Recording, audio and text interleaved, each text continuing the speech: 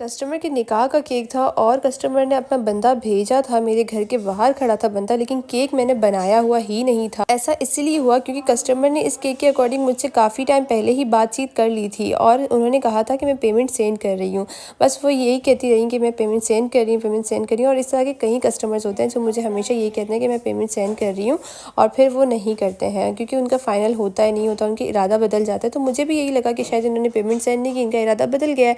लेकिन मज़े की बात तो तब हुई कि जब कस्टमर ने कहा कि मेरा बंदा आ चुका है, आप उनको केक दे दें। मैंने कहा कौन सा केक भाई, आपका तो ऑर्डर ही प्लेस नहीं है। तो इन्होंने कहा कि नहीं सिस्टर ऐसा नहीं है, मैंने पैसे भेजे थे आपको, स्क्रीनशॉट मैंने भेजी थी सुबह 10 बजे पता नहीं कब। तो मैंने कहा कि ऐसा कुछ भी नहीं है, आपने मुझे कोई स्क्रीनशॉट नहीं भेजी है, आपकी तरफ से कोई जो है ना ऑर्डर डन का मैसेज नहीं आया। फिर मैंने देखा, फिर मैंने करा, मैंने कहा चलो कोई बात नहीं।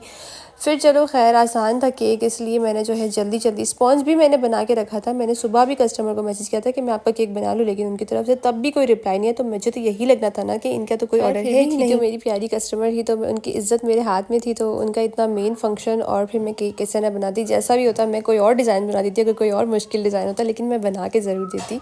तो वो बंदे खड़े थे बाहर, आधा पौना घंटा उनको खड़ा रहना पड़ा। इस केक को मैंने हाथों हाथ बनाया, जो अभी स्टार्ट में आपने केक देखा था वो वही वाला केक था।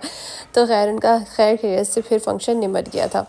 और ये मुझे नहीं पता कि फिर वो केक उनके पास सही से पहुंचा कि नहीं पहुंचा, क्योंकि उन्होंने बंदा भी बाइक में भेजा था और वो भी अकेला बंदा था। अब उस चीज़ का मुझे नहीं बाद में पता चला, उन्होंने कुछ बताया भी नहीं कि आखिर केक सही से पहुंचा भी था कि नहीं पहुंचा था। तो बहुत से ऐसे इंसिडेंट हो जाते हैं हमारी लाइफ में जो कि बताने वाली बहुत सारी बातें होती है, लेकिन बस ये है कि हम बता नहीं पाते हैं आप लोगों को।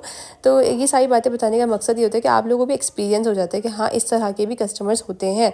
और ये देखें, ये मैंने किसी कस्टमर के लिए नहीं बनाया भाई, मेरे ब्राउनीज़ बनाए थे कस्टमर के लिए, उसमें से एक बच गया। तो मेरी सिस्टर दीदी कहती है कि मेरी फ्रेंड के लिए दे दो, तो मैंने उसकी फ्रेंड के लिए इस तरह से एक कप केक और एक ब्राउनी पैक कर दिया था।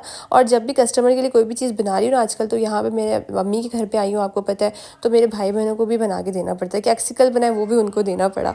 तो यहाँ पे आजकल इन लोगों के बड़े मज़े चले हुए हैं। और ये एक वो पैकेज है जो मुझे तो बहुत ही ज़्यादा खूबसूरत लगता है। मैंने पहले भी ये वाली डील फुल बनाई हुई है और कस्टमर ने वही मेरी सेम पिक्चर लेके मुझे कहा कि आप ऐसा ही सेम बना दें।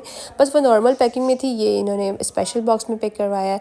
तो स्पेशल बॉक्स के स्पेशल प्राइसेस भी होते हैं, अलग प्राइसेस होते हैं, क्योंकि ये स्पेशल बॉक्स हम अरेंज करवाते हैं, ये हमारे पास जो है हमारी पैकिंग में शामिल नहीं है, ठीक है जी। और इन कस्टमर की बहुत ही अनोखी फरमाइश थी इस केक को लेकर। इन्हें केक पे बॉल्स भी चाहिए थे, फ्लावर्स भी चाहिए थे, फॉन्डेंट के फ्रॉक भी चाहिए थी, बटरफ्लाई, स्प्रिंकल्स, एवरीथिंग इनको एक केक पे चाहिए था, टॉपर भी।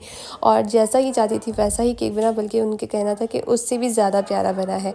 और ये केक जिन्होंने अपने भाई भाभी के लिए सरप्राइज़ भिजवाया था एनिवर्सरी के लिए, और इनको भी बहुत अच्छा लगा, सिंपल बट ब्यूटीफुल। और आप मुझे बताइएगा कि आज की इन सारे केक्स में से आपको सबसे अच्छा कौन सा लगा। Thank you so much for watching. मिलते हैं नेक्स्ट वीडियो में, तब तक के लिए अपना बहुत सारा ख्याल रखिए, दुआ में याद रखिए। अल्लाह हाफिज़।